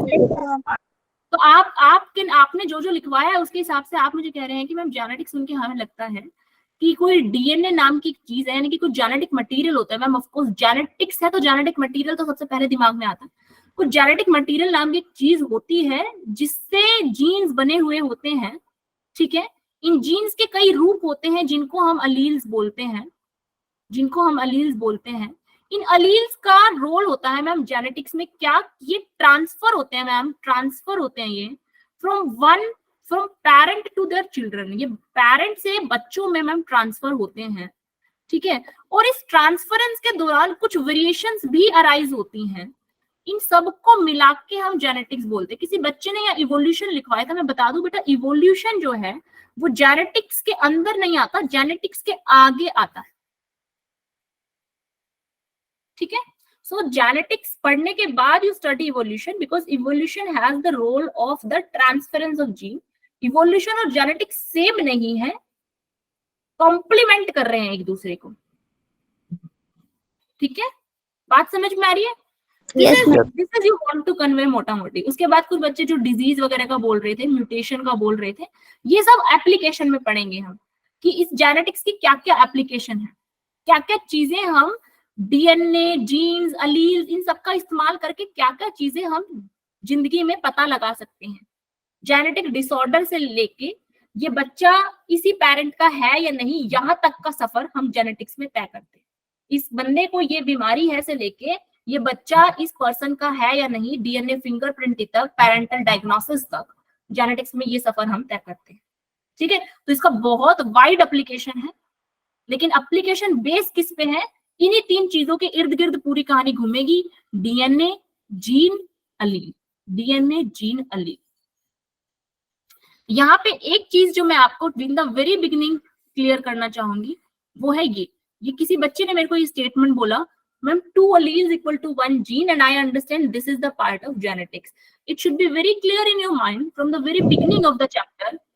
1 gene may have एक allele के उससे हाँ जी बोलो। मैम जीन और allele तो मतलब सेम ही होते हैं ना, बस हर कॉन्ट्रास्टिंग ट्रेट होते हैं। नहीं, जीन और अलील सेम नहीं होते। अमीर अलग अलग होते हैं। जीन और अलील सेम नहीं होते। अभी इस पे भी बात कर लेंगे अगर यहाँ पे डाउट है। पहले इस स्टेटमेंट को क्लैरिफाई। जैसे कैपिटल टी एक अलील है, स्मॉल टी अभी एक अलील है। कैपिटल टी मैम वो ट्रेट हो गया ना? कैपिटल टी ओके, यानी कि अब मैं समझ पा रही हूँ, अभी क्लास क्लियर नहीं है। ट्रेट, करेक्टर, जीन, मैम ये दोनों भी अलग होता है। अलील में डिफरेंस क्लियर करना पड़ेगा। पहले इस स्टेटमेंट को आपके जो डाउट्स है वो सारे मैं बिना बोले क्लियर कर दूंगी। आप स्टेप वाइज मेरे साथ चलते चलो। 2 मिनट की चुप्पी बनाएंगे, ठीक है? अटेंडेंस का टाइम हो गया हमारा। Okay, just give me 2 minutes. आपकी क्लास थी क्या जो मेरे से कल पूछ रही थी कि मैम आप 5 मिनट कई बार लेट हो जाते हो? Yes ma'am. अब आपको समझ आ पा रहा होगा कि कभी कभी 5 मिनट लेट होने का क्या रीजन होता है। Like your class has become अभी हमारी क्लास चल रही है, हमारा टॉपिक ऑनगोइंग है, अभी मैं अटेंडेंस लूंगी, हमें 8-5 हो जाएगा, देखना। तो there sometimes happen in other class also, this things happen in other class also ना। और मैम का फिर 8-5 से 8:15, अंडरस्टैंड? ठीक है। इसलिए कई बार 2-3 मिनट का लैग आ जाता है ना। वो कहते हैं ना, जब चीज हमारे साथ होती है तब हमें समझ, ठीक है। Yes ma'am. Okay, so look at it again. थोड़ा सा, क्योंकि मैं बिना बताए नहीं जा पाऊंगी, हमारे पास टाइम होता जा रहा है, क्योंकि मैं नेक्स्ट क्लास में आपको शिवानी मैम मिलने वाली है। Here we have written 2 alleles is equal to 1 gene. पहले let's clear this statement in the very beginning of the chapter. 1 gene may have 2 allele. आज जीन और अलील का जो दिमाग में गपशप है ना, उसको बिल्कुल क्लियर करके जाते हैं। कैसे? Everyone of you may have heard of भगवान Vishnu. Yes ma'am. Everyone of you believe it or not believe it, you may be of any other religion, don't go and that आप में पे पॉलिटिक्स का कोई मतलब कोई स्कैम लगा दो आपने को, कहते कि मैम क्लास में मैम है ना कुछ पॉलिटिक्स करती हैं, they use some religious terms and all, ठीक है ना, बहुत चल रहा है आजकल। Don't do that with me, ठीक है। तो मैं बिल्कुल राइट टू फ्रीडम आपको दे रखा है, right to freedom of religion आपके पास है, बिल्कुल उसकी रिस्पेक्ट करता है। जस्ट आस्किंग कि हाँ, एक भगवान विष्णु जैसी कोई चीज दुनिया में मानी जाती है, ठीक है। यू कंसिडर इट और not consider it, that's not my thing. अगर आप उसे जानते हैं तो आप राम जी और कृष्ण जी को भी जानते हैं। Yes ma'am. So they are the रूप of Lord Vishnu, has it been said? Yes ma'am. Ram और कृष्ण भगवान विष्णु का ही अवतार हैं। Yes ma'am. ठीक है। अब कोई भी अंतर नहीं है भगवान विष्णु और जीन में, और राम कृष्ण और अलील में। जैसे कि भगवान विष्णु के अवतार माने जाते हैं राम और कृष्ण, बिल्कुल वैसे ही एक जीन के कई स्वरूप होते हैं जिन्हें हम अलील्स कहते हैं। भगवान विष्णु के भी कोई 2 अवतार नहीं है। अगर आप हिंदू माइथोलॉजी को पढ़ोगे तो देयर आर सो मेनी अवतार, ठीक है ना, बहुत सारे अवतार। तो ऐसे ही जीन के बहुत सारे अवतार है और कुछ नहीं है। Alleles are what? They are the avatar of gene. Gene के अवतार है। जैसे कि एक जीन है जो कि हाइट के लिए रिस्पॉन्सिबल है, मतलब वो जीन एक प्रोटीन बनाता है। ये हमारे पास है एक जीन, ठीक है। मैं बहुत क्रूड जीन का डायग्राम बनाया। जीन का डायग्राम ये होता है। जीन क्या है बेसिकली? अगर आप जीन को डिफाइन करोगे तो कैसे बोलोगे? इट्स अ सीक्वेंस ऑफ, हाँ बोलो क्या बोल रहे हैं गुंजन? सेगमेंट ऑफ डीएनए होता है। सेगमेंट ऑफ डीएनए होता है, सीक्वेंस ऑफ बेस पेयर्स, ठीक है ना। Sequence of base pair, segment of DNA. DNA किसका बना है? हम पढ़ के 11th में किसका बना है डीएनए? बेस पेयर का, शुगर का, फॉस्फेट ग्रुप का, यही सब है। राइबो शुगर, ठीक है। हाँ बिल्कुल। तो आपके नाइट्रोजनस बेसिस का सीक्वेंसेस डीएनए। अब आपके जीन। अब आपके मान लो एक जीन है, एक जीन जो है ये एक प्रोटीन बनाता है, और ये प्रोटीन जो है ना, ये बंदे की हाइट को टॉल कर देता है। मतलब इस प्रोटीन की वजह से, लेट्स सपोज कोई प्रोटीन बॉडी में बन रहा है, उसकी वजह से किसी की हाइट लंबी है, ठीक है। अभी ये जीन ये प्रोटीन बना रहा है, उसकी वजह से ये टॉल हाइट बनी। ये टॉल जो है ना, ये जो टॉल है, ये टॉल क्या है? ट्रेट है, एक ट्रेट। ये टॉल एक ट्रेट है। अब टॉल होना या ड्वार्फ होना, ड्वार्फ भी क्या है? एक ट्रेट है। टॉल भी एक ट्रेट है, ड्वार्फ भी एक ट्रेट है। फिर करेक्टर क्या है? हाइट एक करेक्टर है। मान लो एक जीन है, एक दूसरा जीन है मेरे पास, ये ब्लू कलर से बना देते हैं। इस जीन ने एक प्रोटीन बनाया और उस प्रोटीन की वजह से जो पर्सन है, उस पर्सन की ब्लू आईज है। इस पर्टिकुलर प्रोटीन की वजह से इस पर्सन की ब्लू आईज है। ब्लू आईज क्या है? ब्लू आईज एक ट्रेट है, ठीक है। ब्लू आईज अगर एक ट्रेट है तो फिर ब्राउन आईज भी एक ट्रेट होगा। बिल्कुल, ब्राउन आईज भी एक ट्रेट है। ब्राउन आईज भी एक ट्रेट है। तो फिर करेक्टर क्या है? करेक्टर है colour of eye. You are clear with this thing? Yes ma'am. तो फिर अलील क्या है? ब्लू आई बनाने वाला जीन। ये रहा ब्लू आई बनाने वाला जीन। मैंने इस जीन को खोल के देखा तो मेरे को ये जीन दिखा, capital B capital B. Brown colour की आई को बनाने वाला जीन, मैंने इस जीन को खोल के देखा तो ये मेरे को मिला small B small B. Tall height को बनाने वाला जीन, मैंने इस जीन को खोल के देखा, मेरे को मिला capital T small T. Dwarf height को बनाने वाला जीन, मैंने इसे खोल के देखा तो मेरे को मिला स्मॉल टी स्मॉल टी। यानी कि वो जीन जो है वो किस फॉर्म में प्रेजेंट है? जीन भगवान विष्णु धरती पे कैसे प्रेजेंट है? राम और कृष्ण के अवतार के फॉर्म में प्रेजेंट है। जीन्स किसके फॉर्म में प्रेजेंट है? अलील की फॉर्म में प्रेजेंट है। So when you open the gene you find the allelic composition. लेकिन ये पॉइंट क्लियर होना चाहिए कि पॉपुलेशन के अंदर एक जीन के एक से ज्यादा अलील एग्जिस्ट करते हैं, बट एक बॉडी में एक जीन के 2 ही एलील एग्जिस्ट करेंगे। अगर आप मेरे से पूछो कि मैम आपके बॉडी में या मैम मेरे बॉडी में किसी जीन के 3 एलील रहते हैं क्या, तो नहीं रहते, यस सर। लेकिन मैम पॉपुलेशन ह्यूमन में में नहीं रहते रहते, पॉपुलेशन में रहते हैं। पॉपुलेशन में रहते हैं। अब इन चीजों को आप डिटेल में जेनेटिक्स में पढ़ोगे, ठीक है ना। यहाँ पे एक एक चीज की ये कैपिटल टी और स्मॉल टी क्या है, अभी तो एक ओवरव्यू, आज की क्लास में हम जेनेटिक्स स्टार्ट नहीं कर पाएंगे, लेकिन एक ओवरव्यू आई होप मैं आपको दे पाई हूँ। कुछ समझ में आया थोड़ा बहुत? Yes Yes, ma'am. कुछ चीजें क्लियर हुई कि नहीं हुई, बताओ। Yes, ma'am. Yes ma'am. सीखने को मिला कि नहीं मिला? ट्रेट और कैरेक्टर में भी कोई डिफरेंस होता है? अरे ट्रेट और कैरेक्टर में मैंने अभी अभी डिफरेंस बताया, बच्चे ऐसे ना करो। मैम कौन बता रहा है मुझे? एक मिनट मनीषा बताएंगे। मनीषा आप ट्रेट और कैरेक्टर में ध्यान से सुनना, किसने पूछा था अभी अभी मुझसे ट्रेट और कैरेक्टर में डिफरेंस, किसने पूछा था? एक बार बच्चे, अरे शर्माओ मत, आराम से बता दो। मैम मैंने पूछा था। मैम मैंने पूछा था। अर्पिता कह रहे मैम हमने पूछा था। मनीषा एक बार आप बताएंगे कैरेक्टर और ट्रेट में क्या अंतर है? Just I have tell it, एक बार यस मैम, एक बार आप वो वाली स्लाइड दिखा दो अपनी जिसपे आपने समझाई थी। Okay just a second. हाँ, तो मैम ने इस पे बताया था जैसे कि ये जीन है, जीन से हमारा क्या बना, प्रोटीन बना। प्रोटीन छोटा बच्चा, हाँ जी ये बताइए। जीन से हमारा प्रोटीन बना। प्रोटीन से क्या हुआ, जो हमारे हुए कैरेक्टर्स वो क्या टॉल हुए, एक ड्रॉ हुए, ठीक है। जो ये टॉल है ये मेरा, जैसे कि ये प्रोटीन है, तो प्रोटीन से जो टॉल बना, टॉल क्या है मेरा, ये ट्रेड है, ठीक है। और ये ड्रॉर भी क्या है मेरा, ये ट्रेड है। और ये कैरेक्टर किसके थे, तो ये प्रोटीन के थे, तो ये मेरा क्या हुआ, मतलब टॉल और ये जो ड्रॉर है जिसकी हाइट और ये हमारा कैरेक्टर में आ गया, और ट्रेड हो गया मेरा टॉल। टॉल मतलब उसकी हाइट कितनी है, क्या है, वो कैरेक्टर में आ गया। जैसे कि मैं मनीषा हूँ, मेरे में क्या कैरेक्टर है, मैं जैसे कि छोटी हूँ, मतलब हाइट कम है, तो ऐसे मुझे इसको इतना मनीषा, इसको इतना एक्सप्लेन करने की जरूरत नहीं है, बहुत सिंपल है। कैरेक्टर और ट्रेट क्या है मैं फिर बताती हूँ। कैरेक्टर क्या है? आपका हाइट, आपका वेट, आपका कलर, आपका skin tone, this all are characters.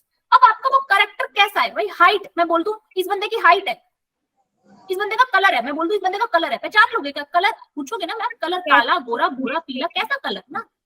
तो वो जब कलर को डिफाइन करना, that becomes trait. So color is character and वो color blue है, brown है, that is trait. Height is character, वो height tall है, dwarf है, medium है, that is trait. Yes ma'am, आ गया समझ। Clear? ठीक है, एक बार अटेंडेंस देंगे फटाफट। अर्पिता, यस मैम, परी श्रीवास्तव, मैम मेरी कल वाली अटेंडेंस नहीं लग पाई थी क्योंकि मेरा हाँ। नेट खत्म हुआ था। कल वाली आपकी नहीं लग रही थी, ठीक है लगा दी मैंने। ओके, परी श्रीवास्तव, जागृति कश्यप, जागृति प्रेजेंट है, मुझे दिख रही है जागृति कश्यप। सबा परवीन, साक्षी सिन्हा, Yes, ma'am. अपनी एक बार में बोलनी, अदरवाइज वो मिस हो जाएगी। प्रियांशु पाल, Yes, ma'am. अनुष्का, हरी, अदिति कुमारी, सृष्टि सुमन। जिसका माइक्रोफोन अनम्यूट नहीं हो पा रहा वो एक बार चैट बॉक्स में लिख देना, मैं देख लूंगी। हैंड्स मत रेज करो, चैट बॉक्स हाइड होता है बच्चे, इस टाइम हैंड मत रेज करो। Just lower down your hand. किसी का अटेंडेंस माइक्रोफोन अनम्यूट नहीं हो पा रहा, जस्ट चैट बॉक्स में लिखो। मैं दोबारा बोल रही हूँ, अनुष्का, ठीक है, परी, अदिति कुमारी, हाँ आपकी लगा दी साक्षी, अदिति कुमारी, सृष्टि सुमन, प्रभजोत कौर, प्रभजोत कौर प्रेजेंट है।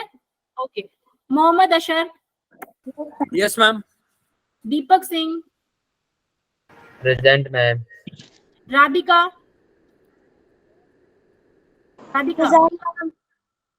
श्रेषी, present ma'am. Okay, Muskan, present ma'am. एक minute, Radhika present, Shreshi present, Muskan present, Deepanshi Verma,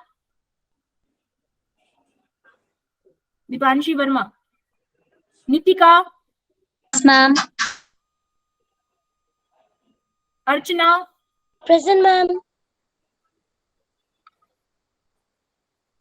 Gunjan Kumar, yes ma'am. Okay. Gunjan Kumar always sounds like the nursery rhyme. Good morning, ma'am. Nice. Yeah. मुझे याद आता. Okay. Monu. मैम ऑफलाइन की फीलिंग आ जाती है। Yes. Monu. Lakshmi Kumari. Present ma'am. Megha Bisht. Present ma'am. Vanshika. Lovely. Lovely. Ma'am. ठीक है। अक्षत कश्यप, अनुष्का दुबे, प्रवीण, खशफ, अर्जा प्रवीण, स्नेहा, कोमल, present ma'am. Mohammad Junaid, राज, शीतल, Manisha, yes ma'am. टीना, Gayatri, yes ma'am. Ayush Bansal, Ayush Bansal. अरे आप लोग बातें मत करो, अकेले अकेले मत हंसो, ठीक है। आयुष बंसल नहीं present. Sundas, present ma'am. Shukla, Vandana, Nigam. Present ma'am.